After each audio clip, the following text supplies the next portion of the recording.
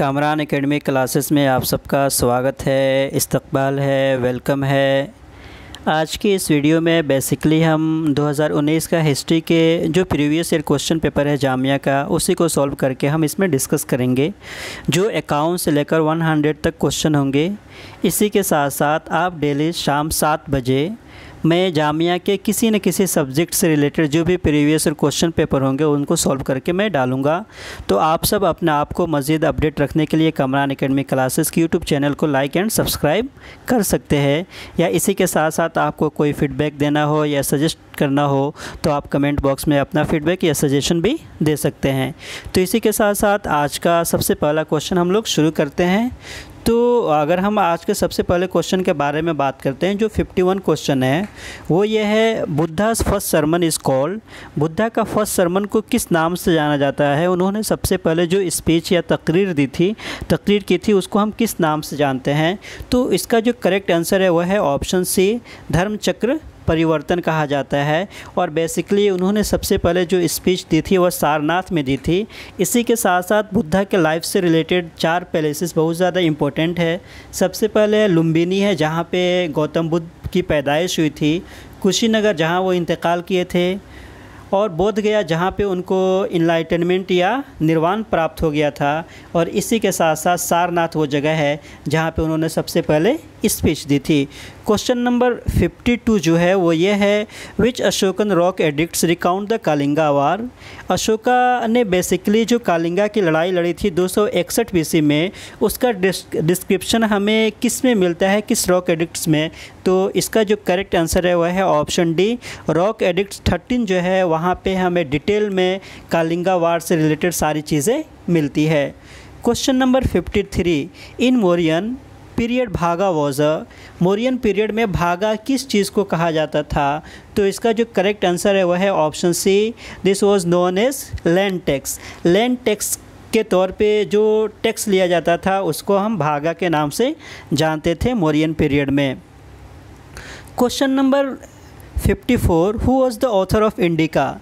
Indica का author कौन था? तो इसका जो करेक्ट आंसर है वह है ऑप्शन ए, मेगास्थेंस ने इंडिका को लिखा था। और मेगास्थेंस चंद्रगुप्त मौर्य के पीरियड में हिंदुस्तान में आते हैं और बेसिकली वो सेलेकस निकाटोर के एम्बेसडर बनाकर हिंदुस्तान में भेजे गए थे। और उन्होंने बहुत ज़्यादा फेमस किताब लिखी जिसको हम इंडिका के नाम से जानते हैं।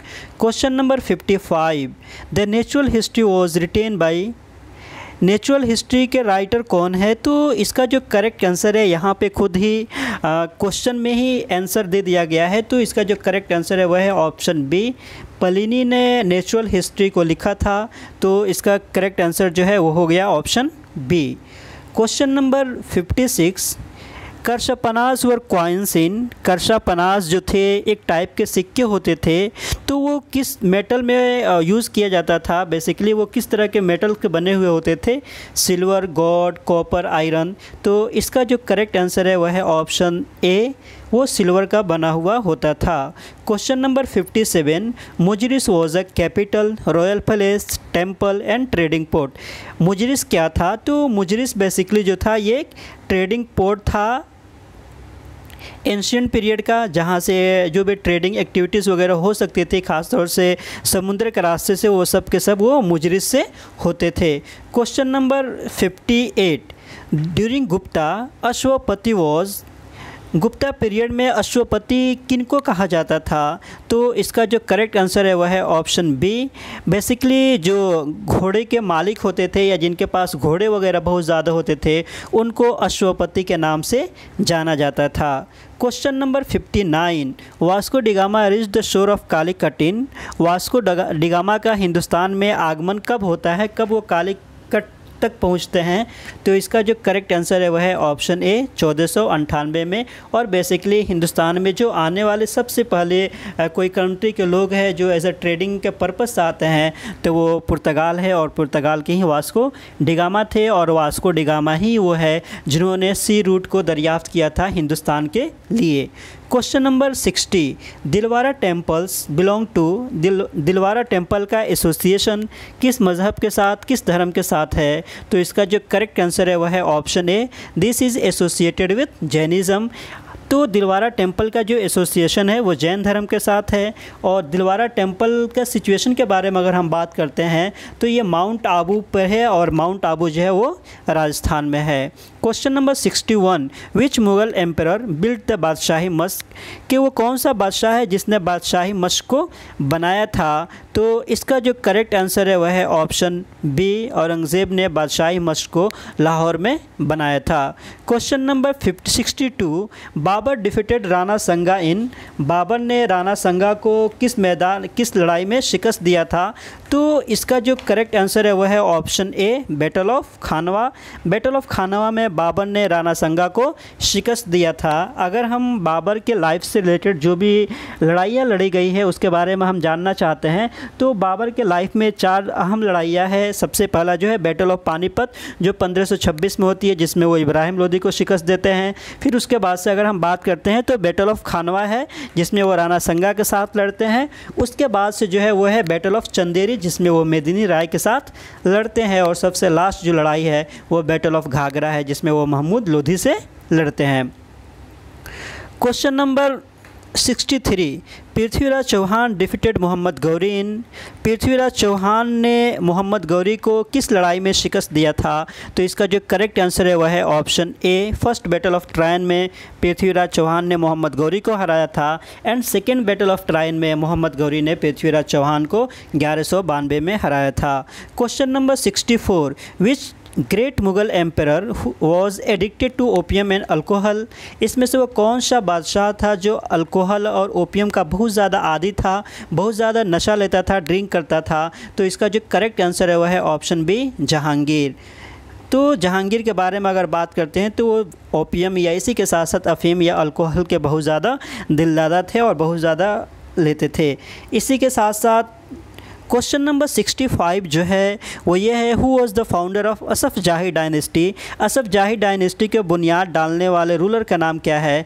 तो इसका जो करेक्ट आंसर है अगर हम बात करते हैं असफ जाही डायनेस्टी के बारे में तो ये असफ जाह है और असफ जाह को निज़ामुल मुल्क के नाम से भी जाना जाता है। तो निज़ामुल मुल्क बेसिकली जो है वो आपको असफ जाही डायनेस्टी के फाउंडर है और उनका जो नाम है वो असफ जाह भी कहा जाता है कभी कभी, लेकिन फेमस जो है वो निज़ामुल मुल्क से है। और असफ जाही डायनेस्टी जो है वो हैदराबाद में है। इसी के साथ साथ एक और जौनपुर में भी एक इसी तरीके का छोटा किंगडम हुआ करता था जिसको हम शर्की डायनेस्टी के नाम से जानते थे। उसको नासरुद्दीन मोहम्मद शाह ने 1390 में इस्टेब्लिश किया था। क्वेश्चन नंबर 66 जो है वो थोड़ा सा दिख नहीं रहा सही से, तो 60 नंबर का जो 66 क्वेश्चन जो है वो ये है, Patanjali wrote a treatise on Sanskrit grammar, Patanjali ने संस्कृत ग्रामर के ऊपर एक किताब लिखी थी, उसको हम किस नाम से जानते हैं। तो इसका जो करेक्ट आंसर है वह है option D, महाभाष्या।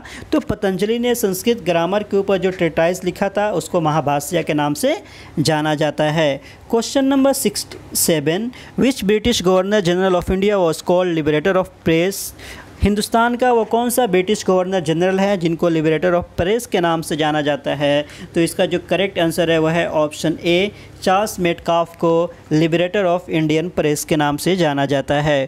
Question number 68, direct action day was observed on, direct action day किस दिन ऑब्जर्व किया गया ऑल इंडिया मुस्लिम लीग के ज़रिए से।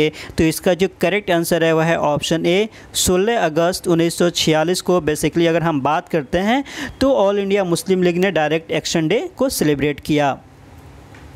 Question number 69, Madan Mohan Malviya founded the newspaper, Madan Mohan Malviya ने एक पेपर की बुनियाद रखी थी, शुरुआत की थी, उस पेपर को हम किस नाम से जानते हैं। तो इसका जो करेक्ट आंसर है वह है ऑप्शन सी, लीडर। बेसिकली उन्होंने जिस पेपर को लॉन्च किया था उसको हम द लीडर के नाम से जानते हैं। Question number 70, who is a Suhrawardi Sufi saint, इसमें से वो कौन से सूफ़ी हैं जिनका एसोसिएशन सोहरावर्दी सूफ़ी सेंट सिलसिला से है। तो इसका जो अगर हम करेक्ट आंसर के बारे में बात करते हैं तो इसमें जितने भी लोग हैं सबका कहीं ना कहीं अलग इसके साथ से एसोसिएशन है। जैसे अगर बख्तियार काकी के बारे में बात करते हैं या इसी के साथ साथ नसरुद्दीन या शेख अहमद सरहिंदी के बारे में बात करते हैं तो इन सब का एसोसिएशन दूसरे धर्म से है, दूसरे सूफ़ी सेंट से है। तो इसका जो करेक्ट आंसर होगा वह है ऑप्शन बी, बहाउद्दीन ज़करिया का जो एसोसिएशन है, उनका जो सिलसिला है वो सोहरावर्दी सिलसिला है। क्वेश्चन नंबर 71, विच विजयनगर किंग कंपोज्ड अमुक्ता मलयदा, इसमें से वो कौन सा विजयनगर के एम्पायर है, बादशाह है, जिसने अमुक्ता मलयदा को कंपोज किया है? तो इसका जो करेक्ट आंसर है वह है ऑप्शन ए, कृष्णा देवराय ने अमुक्ता मलयदा को कंपोज किया था। इसी के साथ साथ उन्होंने एक और भी किताब लिखी थी जिसको हम जम्बावती कल्याणम के नाम से जानते हैं, और उनको लिटरेचर वगैरह से बहुत ज़्यादा दिलचस्पी थी, इस वजह से उनको अभिनव भोज के नाम से भी जाना जाता है। Question number 72, communist manifesto was written by, communist manifesto को किसने लिखा? तो इसका जो करेक्ट आंसर है वह है option A, Marx and Engels ने कम्युनिस्ट मैनिफेस्टो की लिखा। इसी के साथ साथ बेसिकली अगर हम मार्क्स के बारे में बात करते हैं तो उन्होंने एक और भी बहुत ज़्यादा फेमस किताब लिखी थी जिसको हम दास कैपिटल के नाम से जानते हैं। Question number 73, Towhid Ilahi was started by, तौहीद इलाही को किसने स्टार्ट किया था? तो इसका जो करेक्ट आंसर है वह है ऑप्शन ए, तौहीद इलाही को अकबर ने 1581-82 में जाकर स्टार्ट किया था। बेसिकली ये एक धर्म की तरह था कि बहुत सारे जो धर्म में, अलग अलग धर्म में जो भी अच्छी चीज़ें थी, उन तमाम अच्छी चीज़ों को लेकर उन्होंने एक वे ऑफ लिविंग स्टाइल जो होनी चाहिए, हमारे ज़िंदगी गुजारने का क्या प्रिंसिपल्स होनी चाहिए, उन तौहीद इलाही में उन तमाम चीज़ों को उन्होंने जमा किया था। और इसको बेसिकली उन्होंने फोर्स भी नहीं किया था, कहाँ आपको ये एक्सेप्ट करना ही है, लेकिन सबसे पहले जिसने एक्सेप्ट किया था वो था Birbal. Question number 74, who was the founder of Chola empire, Chola empire के फाउंडर कौन है? तो इसका जो करेक्ट आंसर है वो है ऑप्शन बी, विजयालया जो है वो चोला एम्पायर के फाउंडर है। तो इसी के साथ साथ बहुत बार कभी जो है वो एम्पायर के बारे में भी पूछ देता है, इसी के साथ साथ कभी कभी नंदा एम्पायर के बारे में पूछ देता है। तो नंदा एम्पायर के जो बेसिकली रूलर थे वो थे महापद्मा नंदा। तो ये नाम जो है ये सब थोड़ा सा इम्पोर्टेंट है। Mahapadmananda was the founder of Nanda dynasty. Question number 75, Shivaji belong to which Maratha clan, Shivaji का एसोसिएशन मराठा के किस क्लैन से था, किस ख़ानदान से था? तो इसका जो करेक्ट आंसर है वह है ऑप्शन ए, भोंसले ख़ानदान से उनका एसोसिएशन था। Question number 76, who wrote the book Asbab Baghawat Hind, किस वो कौन सा राइटर है जिसने असबाब बगावत हिंद को लिखा है? तो इसका जो करेक्ट आंसर है वह है option A, sir Syed Ahmad Khan ने असबाब बगावत हिंद को लिखा था। और जो 1857 के विद्रोह हुए थे, रिवोल्ट हुए थे, बगावत हुए थे, उसी के ऊपर उन्होंने असबाब बगावत हिंद को लिखा है। इसी के साथ साथ उनकी एक और भी फेमस किताब है जिसको हम आसारुस सनादीद के नाम से जानते हैं, और इसी के साथ साथ वो एक मैगज़ीन्स को भी निकालते थे जिसको हम तहज़ीबुल अखलाक के नाम से जानते हैं। Question number 77, which freedom fighter wrote the poem in the bazaars of Hyderabad, इसमें से वो कौन सा फ्रीडम या कौन सी फ्रीडम फाइटर है जिसने एक पोएम लिखी है जिसका नाम है इन the bazaars of Hyderabad?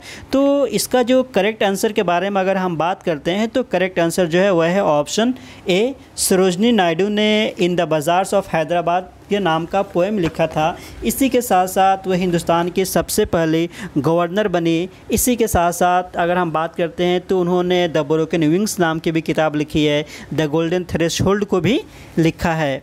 Question number 78, Sher Shah Suri defeated Humayun in Chausa in year, Sher Shah Suri ने हुमायूं को इन बैटल ऑफ चौसा में किस ईयर में हराया था? तो इसका जो करेक्ट आंसर है वह है ऑप्शन ए, 1539 में शेर शाह सूरी ने हुमायूं को हराया था। और फिर 1540 में एक और लड़ाई होती है दोनों के दरमियान में जिसको हम बैटल ऑफ कन्नौज या बिलग्राम के नाम से जानते हैं, जो 1540 में लड़ी जाती है। और उसमें भी शेर शाह सूरी हुमायूं को पूरी तरीके से शिकस्त देते हैं। उसके बाद से हुमायूं फिर हिंदुस्तान छोड़कर ईरान चले जाते हैं। Question number 79, the Hindu college Calcutta was establish in, Hindu college Calcutta की बुनियाद किस ईयर में रखी गई? तो अगर इसके बारे में हम बात करते हैं तो इसका जो करेक्ट आंसर है वह है ऑप्शन ए, 1800 में राजा राम मोहन राय ने अपने साथियों के साथ मिलकर द हिंदू कॉलेज की बुनियाद डाली। और आज उसको जिस कॉलेज के नाम से जानते हैं वह है प्रेसिडेंसी यूनिवर्सिटी।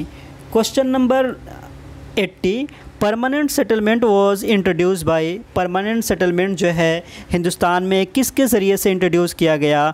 तो अगर हम परमानेंट सेटलमेंट के बारे में बात करते हैं बेसिकली, तो परमानेंट सेटलमेंट को इंट्रोड्यूस करने वाले जो थे वो थे लॉर्ड कर्जन, और लॉर्ड कर्जन ने 1793 में बंगाल, बिहार, उड़ीसा एंड वाराणसी में परमानेंट सेटलमेंट को इंट्रोड्यूस किया। तो इसका जो करेक्ट आंसर है वह है ऑप्शन सी, लॉर्ड कर्जन, और ये जब किया गया वो साल था 1793। इसी के साथ साथ क्वेश्चन नंबर 81 जो है वह है Ryotwari system was introduce by, Ryotwari system को कब इंट्रोड्यूस किया गया हिंदुस्तान में। तो अगर हम रैयतवारी सिस्टम के बारे में बात करते हैं तो रैयतवारी सिस्टम को 1820 में इंट्रोड्यूस किया गया, और इसको जो इंट्रोड्यूस करने वाले थे वह है ऑप्शन ए, थॉमस मुनरो ने बेसिकली रैयतवारी सिस्टम को इंट्रोड्यूस किया था।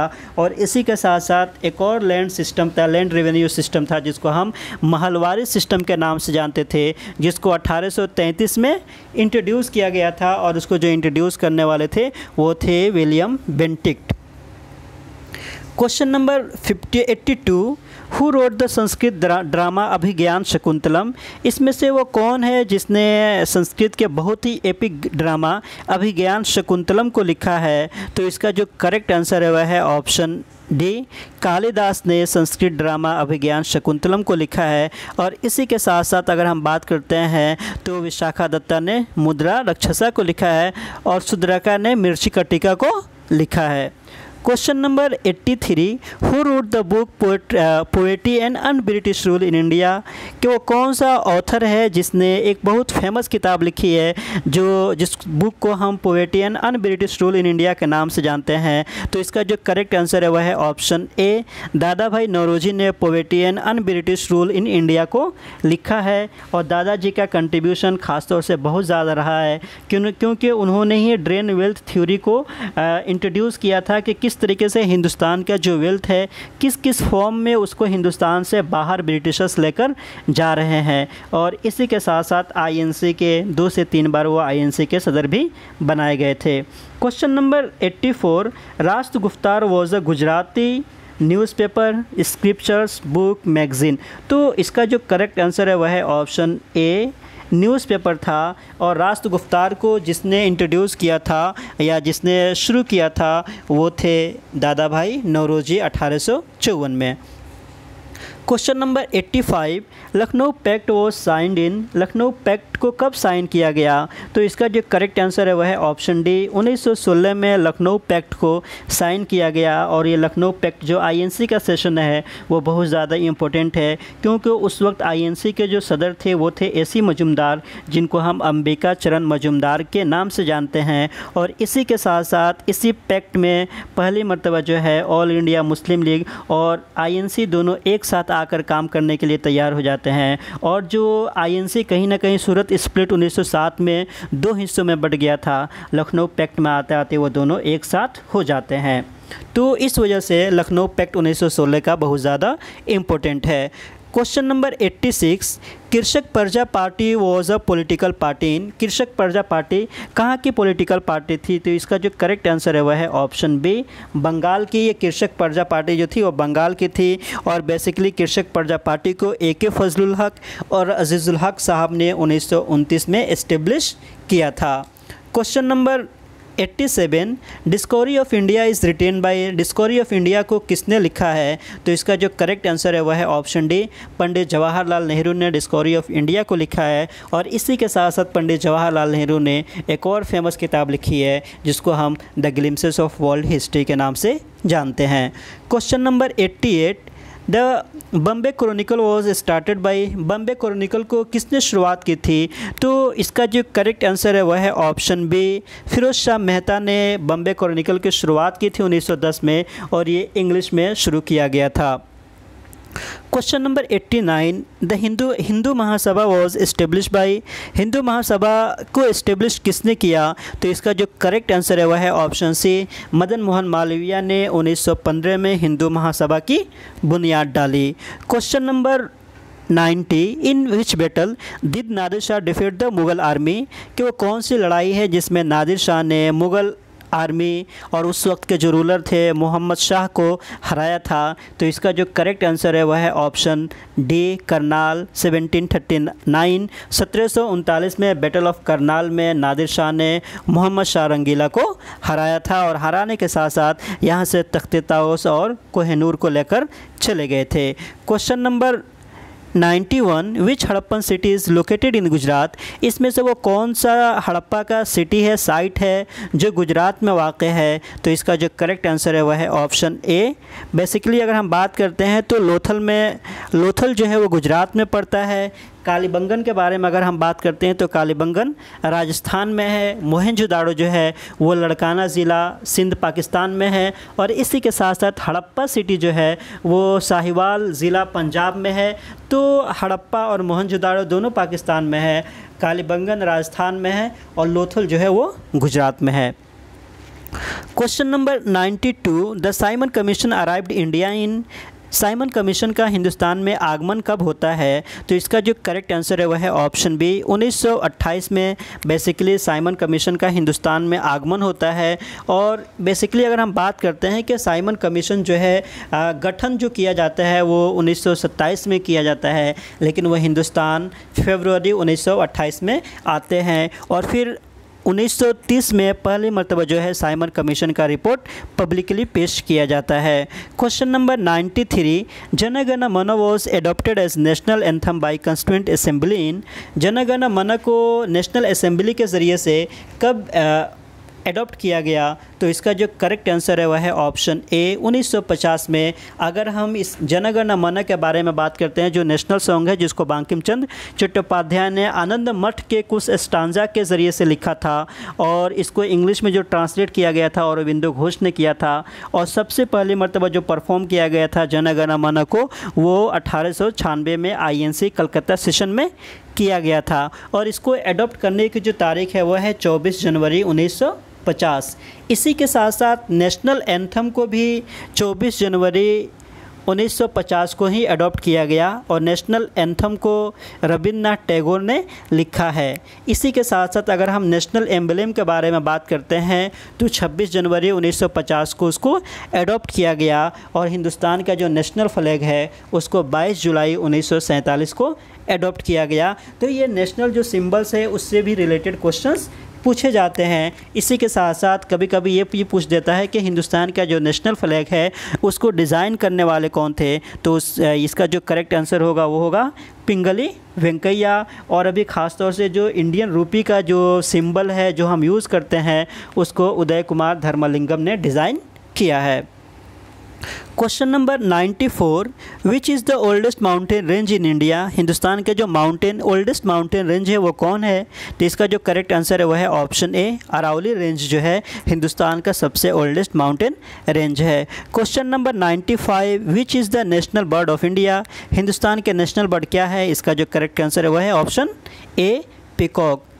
संत दयालु दादू दयाल वॉज बर्न इन। एक बहुत बड़े सेंट थे दादू दयाल, उनकी पैदाइश कहाँ हुई थी। तो इसका जो करेक्ट आंसर है वह है ऑप्शन ए गुजरात। क्वेश्चन नंबर 97 दाग branding of horses was started by.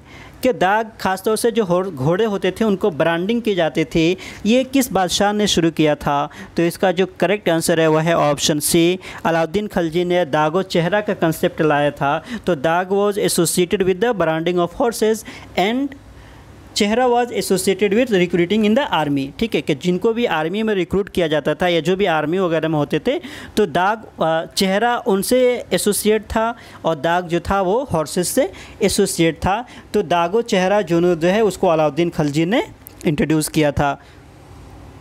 Question number 98 Lodhi dynasty was founded by. Lodhi dynasty को किसने बुनियाद रखी।